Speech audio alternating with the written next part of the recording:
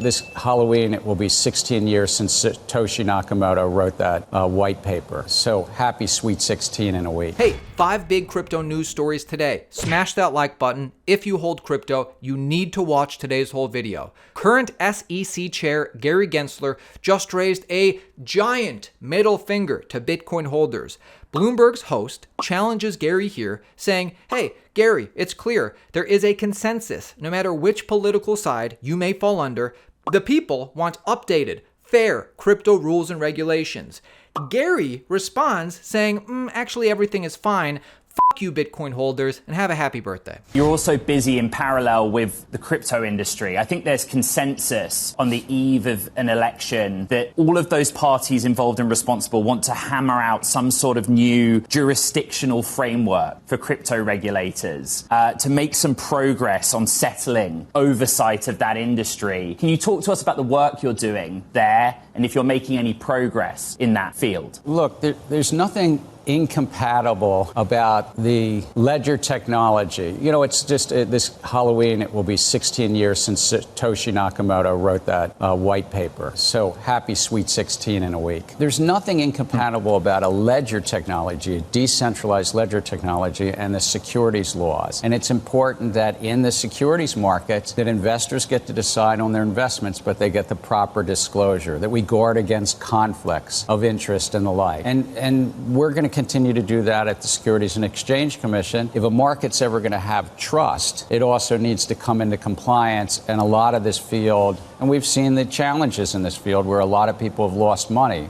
Regular investors have lost money in a field that's not providing the fundamental disclosure about their projects, about these investment contracts and these schemes. And that it's a field that has a lot of conflicts in the middle of it. If you subscribe to Altcoin Daily, you are in the know, and you know that there are so many people who disagree with Gary Gensler on this, including former FDIC chair Jelena Williams. She just came out and she says, hey, the US is actually behind with crypto regulations. Congress needs to pass a fair stablecoin bill yesterday. And ultimately, Gary Gensler has failed. I believe that the United States has been behind in the regulatory sense of many other jurisdictions that have been a lot more friendly to crypto assets and digital currency projects. And as such, I believe that stablecoin is the lowest hanging fruit for the regulatory agencies to handle.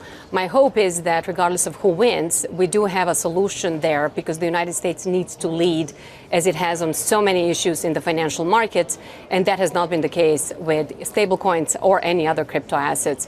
So I do think that the market's betting on crypto legislation in some form, starting with stablecoins, is a solid predicament and a prediction. Ripple's CEO, Brad Garlinghouse, says that he believes that more fair regulations are coming for crypto next year, no matter who is elected president. Ripple, of course, has been donating heavy to a lot of politicians, including Kamala Harris. Listen to what he has to say here. Brad, in your view, does it matter if Kamala Harris is president come January 20th or Donald Trump is president come January 20th? What's better for you? What's better for Ripple? Well, I've taken a very neutral point of view. For the crypto industry, I think it's clear that the Republicans at a macro level have been more proactive in saying this is an industry that needs clear regulation. You have seen a Republican-led bill in the House pass with 71 or 72 Democrats crossing the aisle to support that in a very bipartisan way. So I think we have seen a more Republican-centric, but I also think you've seen indications that the Harris campaign wants to reset some of the very flawed approaches that the Biden administration has had with the crypto industry and other parts of technology. So what I'm optimistic about is we're going to see a change. We're going to see a reset. And I think we need that at the federal level. The United States, there's no question, the United States is behind other leading countries like the UK, like Switzerland, like Singapore, like Japan, that are way ahead in providing constructive and clear regulation and rules of the road for this industry. In other news, Michael Saylor coming under heavy fire and scrutiny from the Bitcoin community. The Bitcoin community is trying to cancel Michael Saylor for this interaction in a podcast. If there is more Bitcoins held with these third-party custodians, what risk does that pose, having greater supply held by fewer large institutions. Does that increase the risk of seizure and confiscation like we've seen with gold? And is that not exactly what Bitcoiners don't want to happen? No, I think it's the opposite. I think that when the Bitcoin is held by a bunch of crypto anarchists who aren't regulated entities, who don't acknowledge government or don't acknowledge taxes or don't acknowledge reporting requirements, that increases the risk of seizure. You have an OG crypto community that's very hardcore about it, but if you look at where all the money is, 99.9% of the money is actually in the traditional economy. If you consider the Great Depression, I mean, people thought that their gold was safe in banks until the Executive Order of 1933. So we're not entirely safe. I mean, I know that's kind of a wild thing to suggest may happen again, but history does repeat itself. So people's Bitcoin wouldn't be entirely safe. It's people say that, but mostly it's paranoid crypto anarchists that say that.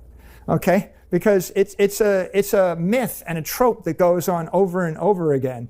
But first of all, he didn't really seize the gold. People voluntarily turned in the gold. They didn't go and kick in everybody's door, arrest them, shoot them, and take their gold. That never happened.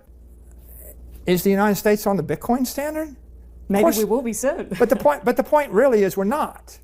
Right? It's totally not a reasonable comparison. You know, people have these inflammatory, tropes or inflammatory memes that they use, and it's like, I say that because I want you to give me your money. Okay, like if you don't trust the bank, then you'll buy my hardware wallet. If you don't trust this government, you'll move to my country and you'll buy a passport from me. That's the kind of fear mongering to get you to give me your money, right? And I use it to sell you a gun, to sell you a hardware wallet, to sell you an account, to sell you a financial advisor, to sell you an insurance policy, to sell you fill in the blank. So Saylor says self-custody isn't that big a deal. Bitcoiners respond with facts and logic. Michael Saylor then has since corrected himself, going on seemingly a new PR tour, posting multiple posts and tweets saying that self-custody is actually important and should be encouraged. Please don't sell, Mr. Saylor. Bitcoin maxis can be a bit much. Please keep buying. In other news, ETF whisperer Eric Balchunas confirms Bitcoin is slowly taking away market share from gold. Gold, although doing very well this year, gold could be a lot higher, except people are choosing to buy Bitcoin instead. Gold had made a nice run all year quietly, but it saw outflows. Some weeks it had inflows, but it was basically wrestling with net zero all year in cumulative flows. But it's finally starting to get into the positive. It's a little over $1 billion now in flows, so it's finally getting rewarded for its big kick. We have a note out last week about how the shiny metal has become a shiny object. And if you become a shiny object in the ETF space, you will get some looks, trust me. People are like, oh, what's that up there? You know? So, and if you look, it's beating the S&P. It and Bitcoin are in somewhat of a fight for dominance between those two store of values. And I will say Bitcoin and the ETFs that launched may have stolen some of the thunder that would have otherwise gone to gold this year, because they basically have taken in $21 billion. If that didn't happen, let's say Gensler denied them and there was only gold, I would guess gold would have $10 billion. I think a lot of this is the Bitcoin competition now for that store of value allocation, which is real. Hey, make sure you subscribe to our channel, Altcoin Daily. Q4 is looking very strong, and the year 2025 probably will be even stronger. So you want to stay updated on crypto, subscribe. See you tomorrow.